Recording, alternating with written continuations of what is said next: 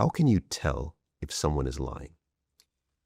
There's an idea out there that you can tell if someone's lying just by looking at their face. It's something called microexpressions. Yes. Microexpressions aren't really true. They don't work in the field. They work in an interrogation setting because you can control the environment that the person is in. But they don't work out on the street. They don't work around the dinner table. They don't work when you're on a date because the person isn't being controlled by the environment. So you have to use a different strategy to find out if someone's lying to you. The strategy that we use is we vet the content of what they say against the way that they say it. Okay. So one of the tools that we use, just as an example, is something called feeling questions. When you ask somebody a feeling question, you're talking about feelings. How did you feel when you broke your leg for the first time? How did you feel when you saw your child? How did you feel on your wedding day? How did you feel the day that you got a divorce? When you ask a feeling question, it goes into the creative cortex of the brain before it goes into the logical cortex. Okay. It's different than if I ask you, what's 2 + 2? That goes right to the logical cortex. If I say, hey, do you remember when you were 8? That's the logical cortex. When I say, how did you feel when? It goes right to the creative cortex, which is 10 times faster than the logical cortex. Okay. So if I ask you a feeling question, I already know you are genuinely responding to my question. But if you're trying to lie, you're forcing the question through your logical cortex at the same time. This is good. This is good. So when you ask those feeling questions and you see the struggle on someone's face, you see the struggle in their body language, and they're trying to sort through like, I felt sad, but I don't want to tell you I felt sad. I was with another girl, but I don't want to tell you I was with another girl. I liked her more than I liked you, but I've got to find a different way of saying it. You can see that struggle. Whereas when you ask somebody honestly and they answer honestly, their whole face responds with the emotion they're feeling. I see. So the key is to almost baseline with a variety of these feeling questions, maybe throw a logic in there, 1 or 2, and then you hit him with the actual question and you see what the processing time is. And the question should be a feeling question. Correct. But you want to see what the processing time Because is. an honest response to a feeling question requires almost no processing time. Okay. It's almost instant in body language and in verbal response. Okay. Right? Whereas what you're really trying to identify isn't the lie. You're not trying to identify if the fact is true or not. You're looking for the struggle in the response. And then once you see it once, that doesn't make them a liar, but it shows that they're sensitive to that line of questioning. I see. And now you can break the pattern with a different question, or you can dig into it deeper with a follow-up feelings question. And you can really start to hammer them, and you can start to look for those signs of deception. We'll use that with my boys. I'm going to use that with my sons tonight. So does this connect with, in the research I saw here that you've talked about, all relationships are transactional. That seems like that connects. So is that your belief that every relationship, every love, romantic love, platonic love, relationships with parents, with children, your children, it's all transactional? It's all transactional. Our relationship, Andrew, is transactional. Is it? Oh no, I thought we were cool. Oh no. Why does transactional mean that we can't be cool? Why does transactional have to mean we can't actually feel love? It doesn't mean that. When you take it through to its logical conclusion, things can be transactional and. Okay. Transactional and arguably it is the transaction of the relationship that makes it more reliable. Because when you transact, your natural instinct is to transact in order to get something of superior value in return. Yes. Right? So it's this idea that I'm going to invest my time in you because I care about you, yes, but more importantly, it's because you benefit me in some way. And it's the benefit that you return to me that keeps me investing in you. By bringing it to the forefront, by bringing it to the prefrontal cortex, the logical mind, now we can identify that it's happening, and we can identify what it is that we value from the relationship, which allows us to optimize the relationship. Okay. With my wife and I, because we both went to the same school of training, Now we can both continually optimize our relationship because we can speak transparently about the idea of the transaction, right? It doesn't mean we don't love each other. If anything, it means that we can love each other more because we objectively know we're getting something from this relationship that we would not get if we didn't have each other. So with you and your wife being transparent, what's an example of a conversation that you've had where you feel like you're getting superior value and she feels like she's getting superior value? So we just got back from a family trip to Vail. We all went to Vail to see the leaves change. It was one of my few weeks off of the road where I was able to be with the family instead of traveling away without them. And we're up in Vail, and it's in the mountains in Colorado. It's beautiful. My wife is a homebody. So we have a very nice condo, and she's staying in the condo, and she's drinking her hot tea, and she wants to watch Netflix. But it's fucking gorgeous outside. And the kids, my son is a carbon copy of my wife. So he's got his hot tea right next to her. Brilliant. I love it. Very British. I love it. CIA believes that all people are born with a spy secret superpower. For some people, that means they can win deals. For others, they can spot liars. Some can even seduce lovers. I built a free 3-minute test to help reveal to you exactly what your secret hidden superpower is. All you have to do is click on the link in the description below, take the test, and start using your spy superpower to stay ahead of 99% of people. And my daughter is just looking at me like, what are we going to do? Because she's not about to sit inside and watch Netflix. She wants to go to the pool. She wants to go to the park. She wants to go for a hike. Yes. So I take my wife and I'm like, we got to go, girl. We got to get outside. And I fight. It's like a struggle to get her, put on your hiking boots, put on some warm clothes. I know you're worried about the time. I know you're worried about what we're going to eat for dinner. Just trust me. Let's get out the door. And of course, I'm getting my son out the door too. 10 minutes after we get to the park, everybody's on cloud 9.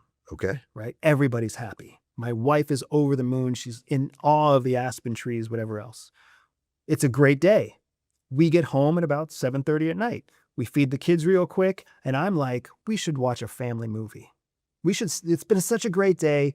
You guys wanted to watch a movie earlier. Let's watch a movie now. And my wife's like, no, bedtime's coming up. We need the kids to go to bed at a normal time so that they wake up at a normal time so we can have a good day tomorrow.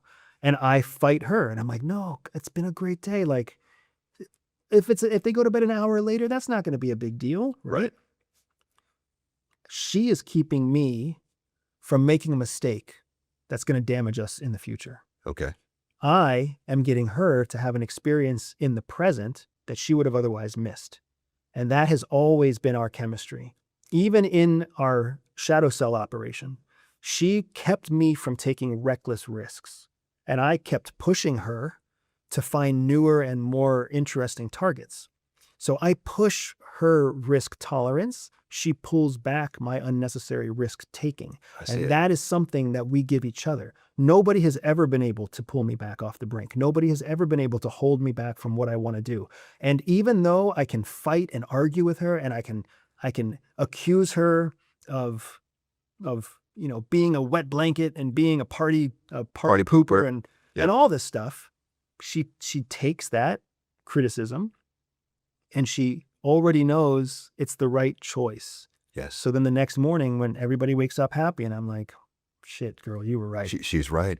But it sounds like you're saying, Andrew, though, that it's not only acknowledging that, because that was a transaction, you're absolutely right, but it's also verbalizing that. So that what your partner is aware of what value you're bringing? Is that why you do that? It's really so that they're aware of the value that you see in them, right? That's the most important part of a transactional relationship, is acknowledging for them what you see is of value. We all see value differently. Yeah. I mean, it's interesting because I can't argue against that, but I will say that is not what society teaches us at all. I agree. Yeah. That's a big part of why CIA teaches it to us, because CIA knows psychologically it's sound. You go on a date. What am I getting out of this date? Do I just get a pretty girl on the opposite side of the table? Do I just get a handsome man and an interesting conversation? Do I just get an interesting man and no interesting conversation? Am I checking my watch all the time because I'm missing my show to be here with this dude? Right. Right? And then I want to brag about it on Instagram, so I'll take a selfie with him because I want all my friends to see my hot boyfriend. but I know he's empty and I know he's shallow and I know he's a deadbeat, like in terms of conversation, there's no benefit to you. If the only benefit to you is the selfie, you can get that benefit from somewhere else. Right. But if you don't ever stop to ask yourself, what am I getting out of this? You don't have any idea how to objectively compare this against someone else. Okay. CIA is ruthless about making high performance teams. Everybody is psychologically analyzed. Everybody is vetted.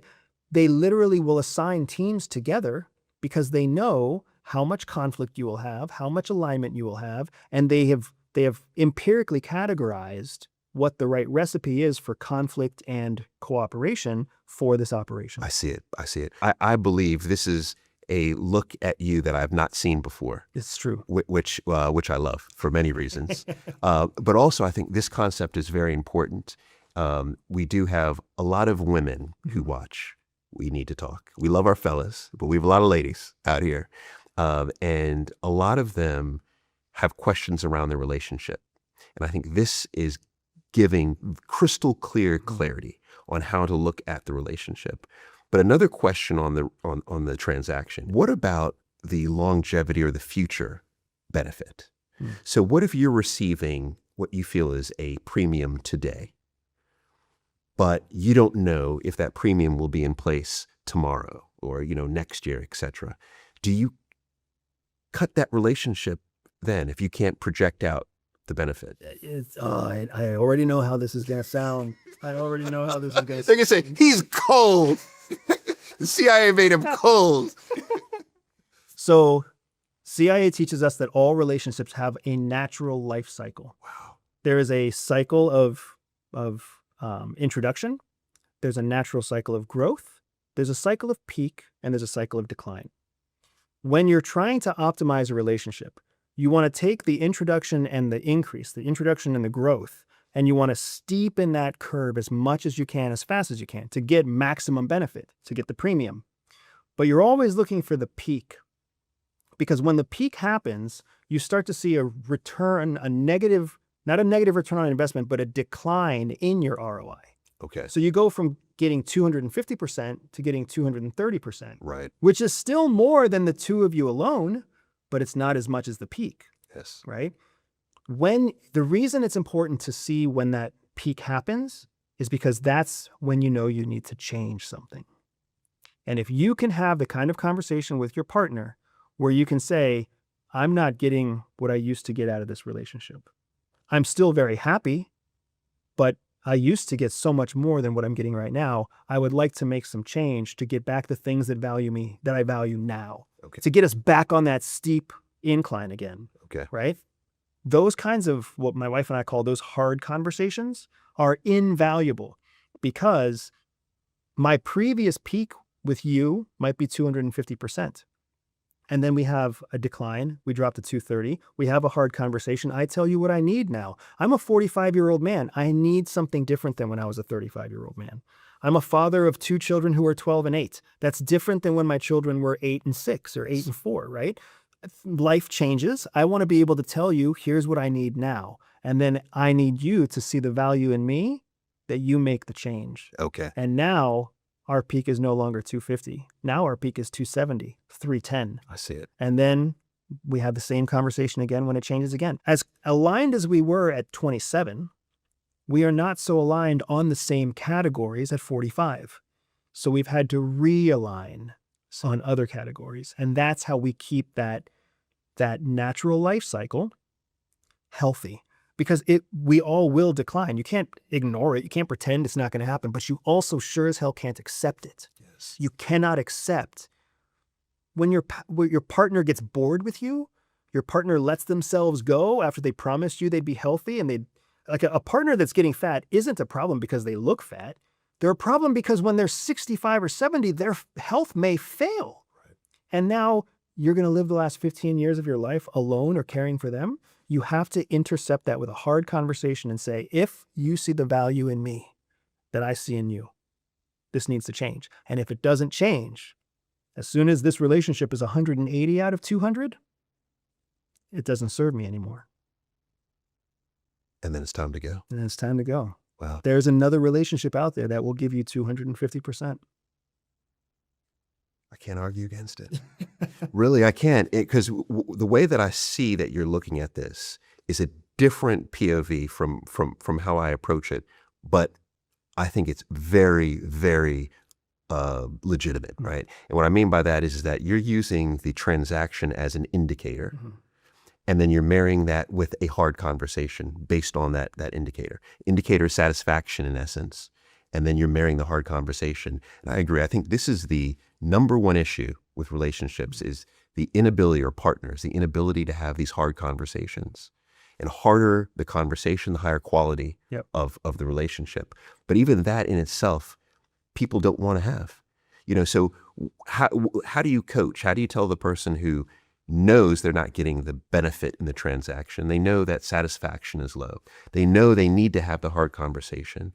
How do you equip them to have that conversation? You can't have a hard conversation unless you understand the perception and perspective of the other person.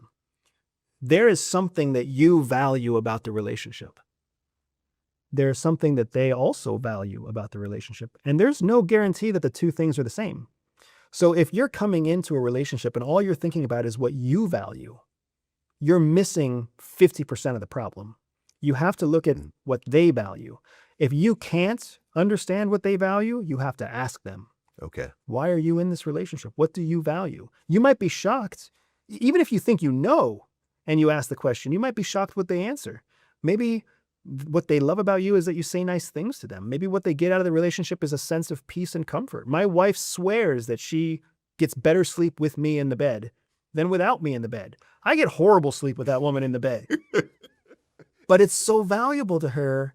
How am I gonna say no? I'll just spend a couple extra hours in bed if I need to, right? Right. But you have to understand what the value is so you can speak to that value in the hard conversation with them.